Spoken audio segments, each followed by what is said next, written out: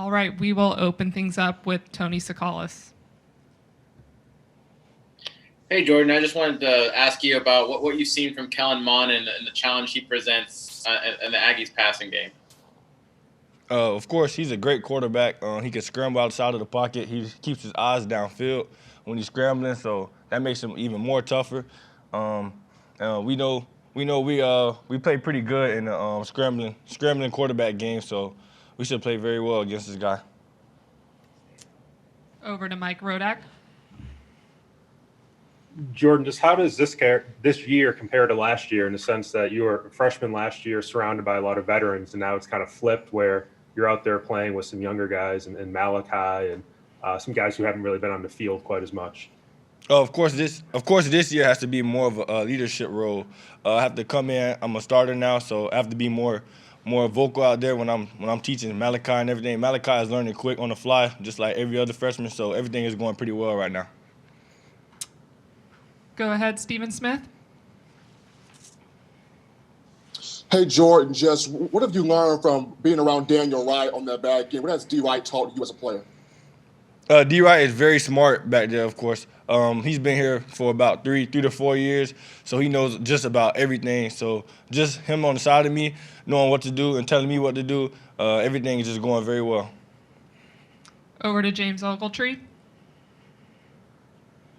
Hey, Jordan, you mentioned Kellen Mond, but I also wanted to ask, how much does it help to have such an athletic guy as Will Anderson coming off the edge, and just what did you think out of Will in his first game on Saturday? Oh yeah, Will's gonna be a great player. Every day he comes to practice, he works hard.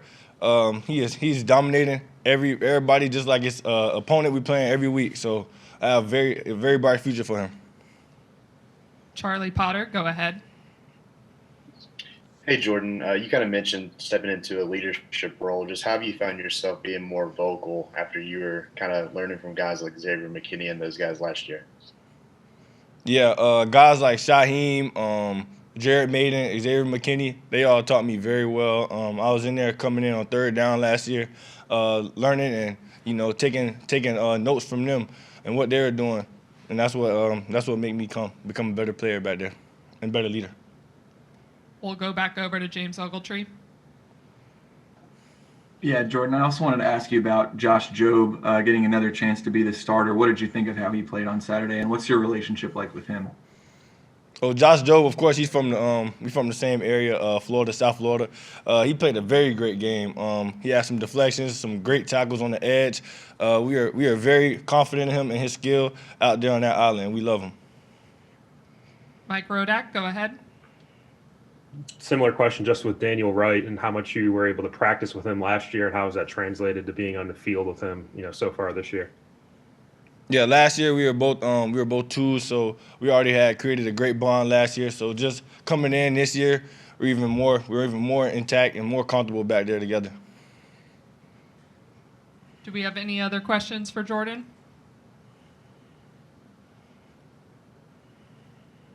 Back over, well, this will be the last question. Back over to Stephen. Hey, Jordan, just going back to Kellen Mond, how does facing a guy like Mac Jones in practice, the way he throws the ball, get the ball out quick, how does that prepare you for a Kellen Mond? Of course, Mac Jones, he can run as well. He throws the ball very well, so he's very much of a dual threat. And we have Bryce Jones, who is very much of a dual threat as well. So practicing against those guys is going to be a great preparation for this guy, Kellen Mond. Bryce Young. All right. Thank you, Jordan. We'll be back in a few minutes with the next player, and it will be Najee Harris. Najee, we saw your campaign series on YouTube. I was wondering how big of a deal is how much of a goal is the Heisman Trophy for you, and then how much of a statement do you think you made during that first game? Well, thank you for watching my YouTube series. I appreciate that. A lot of hard work right there. I appreciate that though. Every view matters. So if y'all haven't watched it out there, just please watch and subscribe. Maybe retweet it a little bit too. But I mean, the Heisman thing. I mean, it was just something like a hobby, I guess I could do during quarantine. I really wasn't really focused on it. As a running back, it's hard to win a Heisman if we're being realistic here nowadays, especially with all these great quarterbacks. So I mean, it was really just a hobby and stuff like that. And the performance Saturday, it was really like a team performance. We all came to Missouri and played as a team, and it was good, the outcome we had. A lot of stuff to work on though. Jeff Spiegel, you're up. Yeah, Najee, I know you worked in the off season with former Auburn Tiger Brad Lester. What did he teach you, and how did he make you a better running back, do you think? Yeah, man. Brad was I met Brad, like I said, in the summer too. He was a good mentor. He was playing. He knew a lot about the game, so he introduced in new drills for me of how to beat people 1-on-1, better conditioning, better explosiveness. So learning from Brad was pretty good. Over to Charlie Potter. Hey, Najee, given how outspoken you were with the We Want to Play campaign this offseason, just how good was it to get back on the field Saturday and actually play in the game, given the uncertainties of the offseason? Exactly, yeah. So, like you said, there was a lot of uncertainties of coming in the season, especially around this building. It was a lot of the energy was like, are we going to play or not? Are we going to play? Why is it taking so long and stuff like that? So, me and all the other players around the conference, SEC, Big 10, Big 12, Pac-12, everybody, all of us came together in that I think it's called I have a terrible memory. It's called College Player Association. I think it's a group message we have, and we all just came together and said we need to hear our voices, and I think personally that we actually made an impact of the college people, and for us to let us play, it was a lot of relief on our side of the coaches too, players, everybody in Alabama really, because it could have been taken away from us, and for us to let us play, was a honor, I guess, really, to let us play during these tough times we're in. AP Stedham, you're up. Hey, Najee. What's up, dude? Najee, I have met you. I have known you since junior year of high school, sophomore year of high school. When's the first time I met you? I know you for first so game. damn long. It's been crazy as hell, man. I see your face. I'm like, I know this dude from goddamn sophomore year. Yeah, it's been a while. Yeah, we had a lot of fun out there in California a few times. Facts. The yak. Oh, yeah. Hey, Najee, what's some of your individual goals, and would you like to be the person that becomes the school's all-time leading rusher, surpassing Derrick Henry, the Heisman Trophy winner? Oh, shoot, I don't know, man. I ain't think about that. I didn't even know I was even on track to do that until I got tagged in something after the game. So I'm like, it ain't really a goal. It's not really my personal goal. My personal goal is to become more of a spokesman person, because I suck at that right now with my teammates.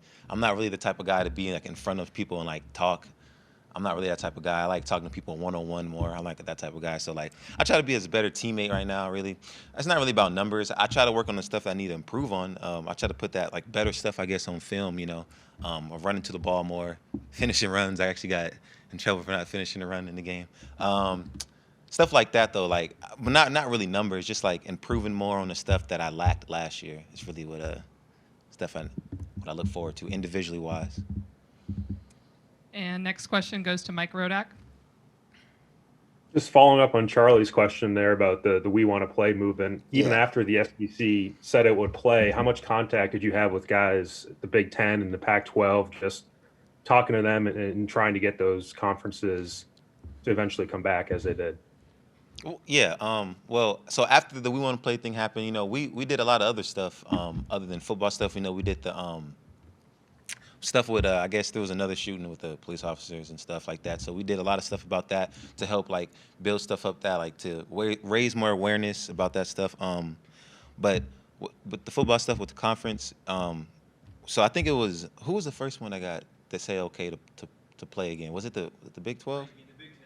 The Big 10 was the first one. Okay, and then so I'm in this group message, and there was a couple Pac-12 players in there, and they made this funny meme of all of us ACC, SEC players are playing, and then the Pac-12 is just standing in the window, just looking, waiting for their turn. So really everybody in the group chat was they understand everything. There was really it was really they was just like congratulating everybody. The Pac-12 when they wasn't yet, I guess, able to play, they was congratulating everybody who was able to play, and they was just saying like, I hope you guys, saying you guys do your stuff, stay safe and stuff like that, and just make sure that like you guys keep fighting for us too. So like we all stayed together and I guess kept tweeting stuff out, and then like now everybody is playing now. For the most part, everybody's playing, I guess.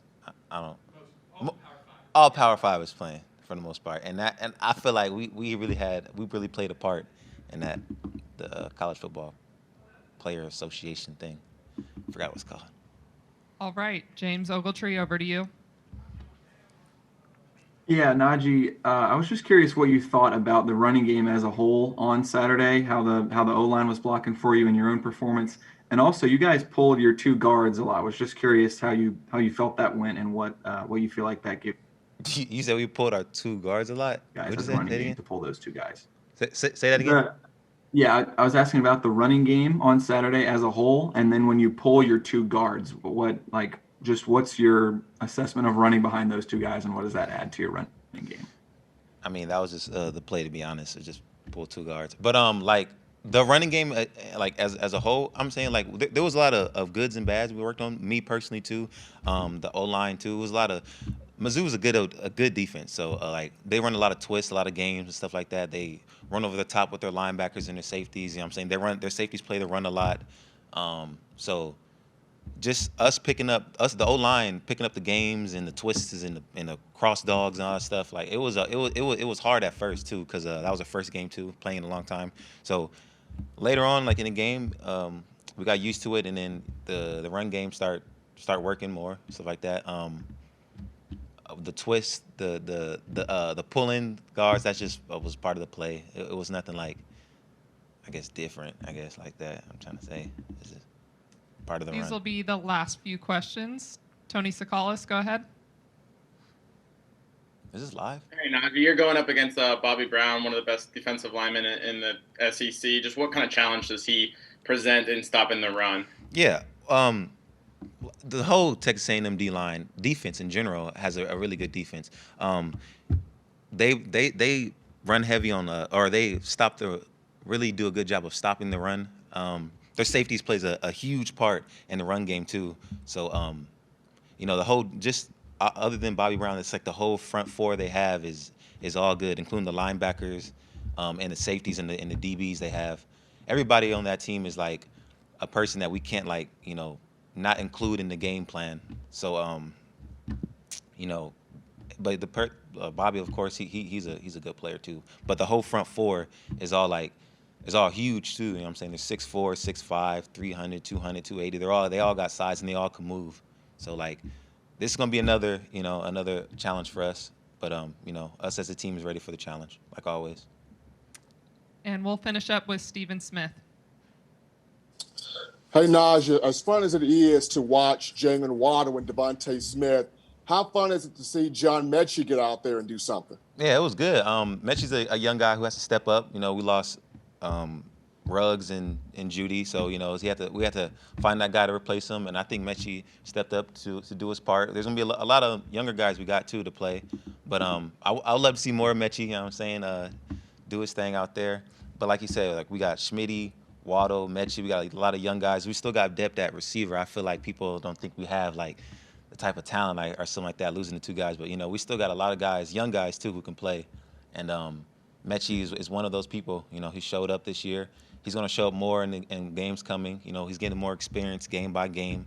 He's getting the game is slowing down for him. He's learning more. He's really anxious too to get out there and make more plays. You know what I'm saying? So we got a lot of young guys to play too.